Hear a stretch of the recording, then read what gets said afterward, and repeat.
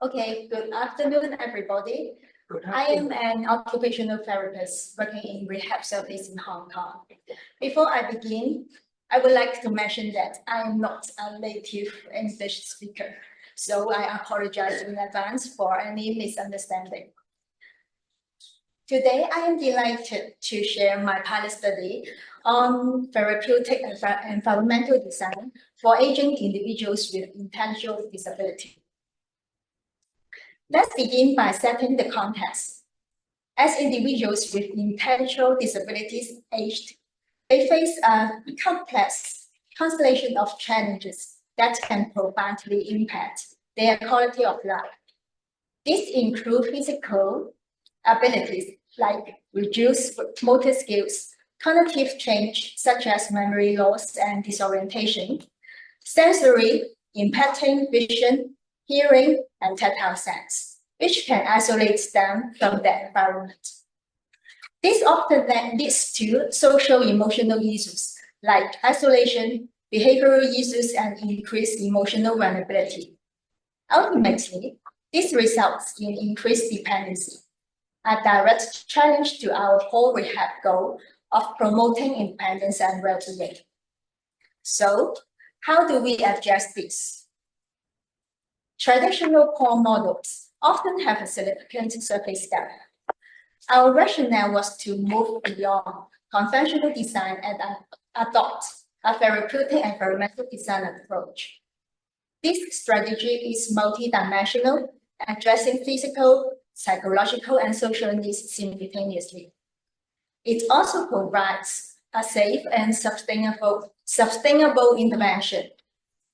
It is also designed to directly support engagement, autonomy, and economy well-being.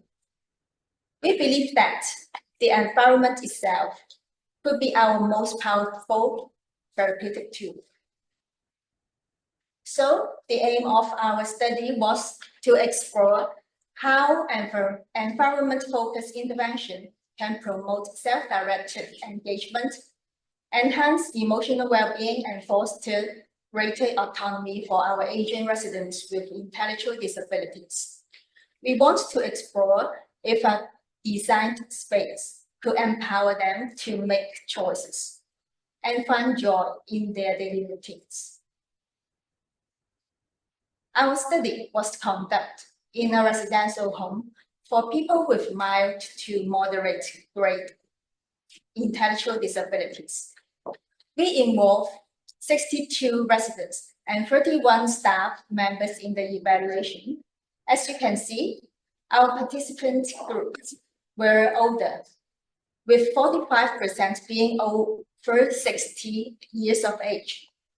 71% had a moderate degree ID, and the vast majority had lived in the hostel for over 10 years.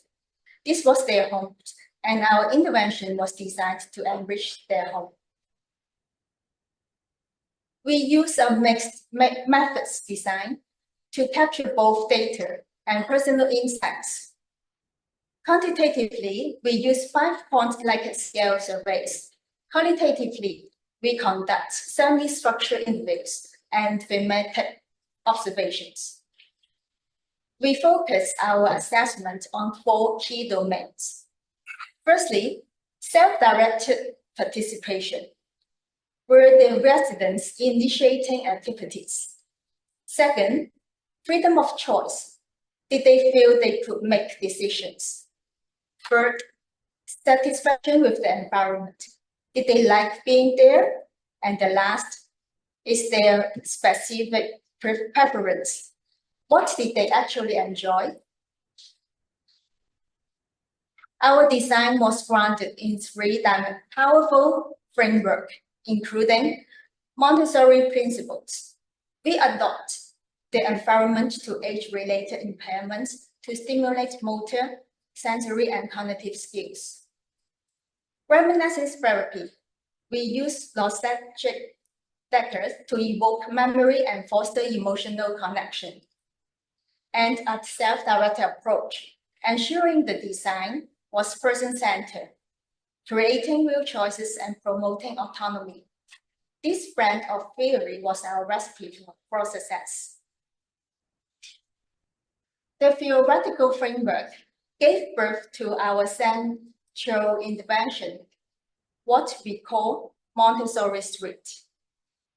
The concept was to create a holistic experience by integrating three key elements: Montessori methods, Christian values, and multi-component training.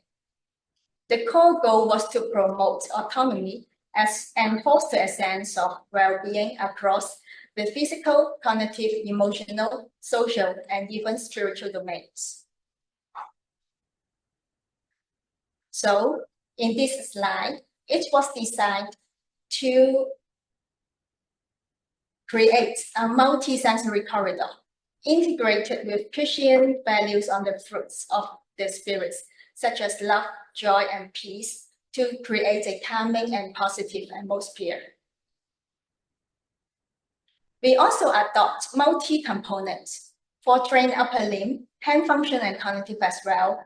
The design utilizes multiple sensory modalities such as visual, tactile, and auditory to facilitate engagement. This is the Reminiscent Street. It is designed as a series of thematic zones, each replicating familiar and nostalgic environments from Hong Kong's cultural and historical landscape. These zones were curated to evoke memories, stimulate the sense, and foster social engagement among people with intellectual disability. It is the food zone, recreated the bustling form of a classic Hong Kong tea house, using decor such as dim sum displays, snack props, tea sets, and grocery shelves. The sensory cues on visual, olfactory, and tactile will encourage conversation about local food traditions, stimulate their taste and smell memories, and build up peer-to-peer interaction in an inviting social atmosphere. The transportation theme zone used vintage transportation elements like models of old trams, buses, and replicas of old street scenes. Its design is called Memories Relate to Daily Commutes and Routines. Family trips taken in earlier decades and the vibrant life of Hong Kong's streets. Residents could reminisce about their movement through the city and share stories tied to places and journeys. With period-specific furniture, nostalgic household objects, and decor, this household area was intended to recall memories of domestic life and homely routines, foster a sense of comfort and community connection. Props such as old radios, sewing machines, and traditional utensils help residents access memories from their family environments and daily living. An entertainment zone was designed with an amusement park, grocery store, classic cinema, and vintage toys. It creates an atmosphere for joyful interaction and laughter and shared leisure experience. Okay, now go to our results. The quantitative data from our surveys was very encouraging.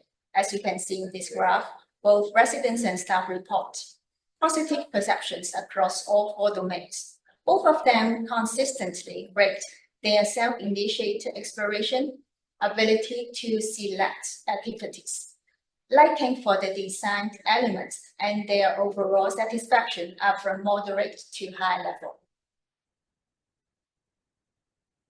One of the most promising outcomes observed was the marked increase in positive behaviors among residents. The intervention led to most frequent displays of smile and joy. Residents also became more proactive with independent exploration throughout the therapeutic environment. Memory recall and sharing of personal stories occur more often. Verbal participation and social interaction with peers increase. These are the tangible outcomes our research team strives to achieve. Feedback from our residents and staff provide valuable insights into which design features most effectively drove engagement and enjoyment. The most liked features were food-related elements, interactive props, the colorful decor, and familiar atmosphere, the music and entertainment and the sensory items. These things were particularly praised for being fun, engaging, and stimulating. The impact was also profound. Our staff noticed that there was an increase in engagement, triggered in memories, and a marked increase in autonomy and motivation. Individual residents also voices captured the success and emotional resonance of the project. The grocery shelf reminds me of the 70s. Old phones remind me of calling my family, shows how everyday objects prompt meaningful reminiscence in their lives. I hope going to Chinese restaurant again reflects the setting cues can reactivate pleasurable life memories. I can choose which activities I like. I like and enjoy playing this game. It's funny, underscore the value of autonomy and engagement. Many comment that sensory items, such as cushions, made activities more enjoyable, reinforcing the benefits of multisensory engagement. Of course, we also get the feedback for ongoing improvement. Regular refreshing themes, introduce new vintage props, update posters and photos to keep the environment dynamic and engaging. They suggest adding more interactive zones, such as areas for sports, projection activities, and music, and further broadening opportunities for engagement. Increasing movement-based and cognitive challenge, like upper limb movement, training, and domestic tasks would enrich activity options. Adding sensory features to make the environment even more stimulating. Staff recommend further training on how to promote residents' choices and integrate these opportunities into their daily routines. Looking forward, we proposed several key directions. First, this can be developed into a good care model for residential settings. Second, we need a longitudinal study for more years to see, for more time to see if these benefits are sustainable. And last, we believe that this framework can be adapted to other settings and for individuals with different levels of disability. To conclude, therapeutic environment design proves to be a practical and person-centered strategy to promote autonomy, emotional connection, and enrich the daily lives for aging people with intellectual disabilities. It also has the potential to reduce staff reliance and promote more efficient and joyful caregiving. The pilot model stands out as an option for residential settings to foster greater independence among residents.